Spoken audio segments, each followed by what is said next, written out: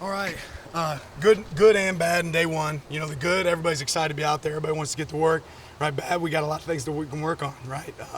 But I'll say this, I think our guys are hungry to go work on those things. Not a lot of execution errors. We got to get in football shape, right? And the only way you can get in football shape is playing football, right? So we pushed at a high level today. We got to come out and push at a high level again tomorrow. We got to be elite when it comes to our recovery and the things we do away from the field. But overall positive, we're going to keep moving in the right direction. Dante Dale able to go today? Yeah, Dante was able to go. Jerry Mixon's the other person who was in there. Thank God they're both healthy. They were both in an incident there. Jerry had a little laceration they were able to stitch up, but both those guys are going to be good. EPD said Dante had minor injuries. But Yeah, they're both good. All right. Looks like you got a new toy, the Monarch Seeker out there for the receivers and DBs. Just what have you seen so far in terms of just how that helps you guys practice and get those guys more prepared? You want to create game reps. You know, we haven't had it long enough to be able to tell you a ton, but at the end of the day, we want to create game reps. We want to get as many reps as we can possibly get. That's something that allows us to get quick, effective reps that you know the ball is going to be in a certain location. You can execute at a high level. Some of the teams have used that, whether it's Clemson or the Packers, have talked about like simulating opposing quarterbacks, possibly for defensive purposes. Yeah, we're not to that point yet. Well, it's Mishad and Junior missed spring. Mishad, yes.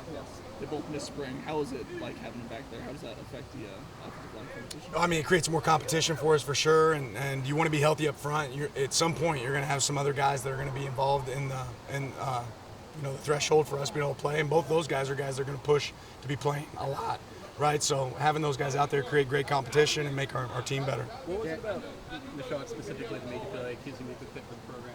Yeah, you watch his film, right? Watch his film, it stands out, and then you just talk to him as a person, what his goals are, what he wants to achieve. He comes from a great family, but ultimately he's a driven guy that has some goals in front of him, and I thought he was a good fit from a character standpoint and certainly a talent standpoint. Yeah, Buckley's been getting a lot of the preseason hype, but what are your thoughts on the running back group as a whole? Yeah, I think we got a great running back room, and I think we got multiple guys in that room that can push to play and a lot of snaps. I think obviously Noah has the most experience. Jordan's had a lot of experience back there as well. For us, we want to use as many guys that can play for us at a high level. You said there were limited execution errors, but and the center's a position that's obviously going to be a new guy there. How does that look? And I guess was that part of some of the errors? No, it was actually pretty clean. Bryce had a couple errant snaps today, but overall, from what I was able to see, our execution there was good. We've certainly put an emphasis on it. What was the thing you saw today that you're most happy about? Man, the football field. I'm just excited to be out here on the grass. I think every one of our players is as well. Have you ever seen a wide receiver wear number 99 before? Not that I can think of. When you had the receivers that you do via transfers and that kind of experience, are the expectations maybe even at the beginning for you in terms of those things like execution and mental errors, those sorts of things, different when you're bringing in guys who are juniors or seniors who are just further along, kind of been through camps before and understand what goes into it? I don't know exactly which direction you're saying, if you're expecting to be less prepared or more prepared. Yeah, I mean, we have the expectation for anybody that can come in and be able to play. It's certainly easier for a guy that has experience, but we have some young guys too that they have the resources in front of them to execute at a high level, and if they learn it, they're going to help us. Some of the linebackers put on quite a bit of weight this offseason. How did you see that translate? Yeah, ultimately, I didn't think we had enough knockback tackles last year, right? We got to be a team that can have knockback tackles, not lose yards after contact. You start by doing that by getting bigger and stronger in the weight room, and I think our guys challenge themselves to do that. You talk about your SWOT analysis. I don't know if anyone has asked you, maybe at Media Day, but does the SWOT analysis more so go on in the off season when you're preparing, or now is it fall camp? Are you using that SWOT analysis now? Like, what is that SWOT analysis? Yeah, it's really just going through your strengths, weaknesses, right? What are the obstacles in front of you, and what are those threats, right? What are the opportunities, and what are the threats? For us, that was really an off-season study, but you could argue that we do a SWOT analysis every day after practice too. So we're going to go in here and watch this last practice, figure out what we did well, figure out what we didn't do well enough, what's going to get in the way of us doing there, what are the opportunities that we can take advantage of that we didn't. So it's kind of the same process every day. It becomes part of your process. Now that you have your full first recruiting class officially on campus, there's probably a big range between a guy like Bo that has been at many fall camps and some guys that this is their very first fall camp. How do you kind of get everyone kind of on the same page and the same board, get those new guys up to speed, but also serve the veterans in a way that they're continuing to build off what they already know? Yeah, your veterans have to serve as some of your coaches, right? They have to help guys. They have to help bring guys along too, and that's certainly an expectation for us that these guys that have been through this, they got to be able to pull some young guys along with them. And the guys that are running around like they're chickens with their heads cut off, they got to figure out where we're going. And that's a process, but they're doing a good job of picking it up. Taishiv and Evan, since they played, since they each played at nickel before and deep safety, and you trained them in multiple spots, you did that in the spring. Do you want to make a point in the preseason, Dan, in terms of where their primary going to be at? Because since it's two levels of the defense, it's different to say in a corner and a safety or vice versa, nickel and inside backer. Do you want to reach a point where you're dedicating them to one level or the other? We'll always train guys at multiple positions because at some point we'll have to play guys at multiple positions.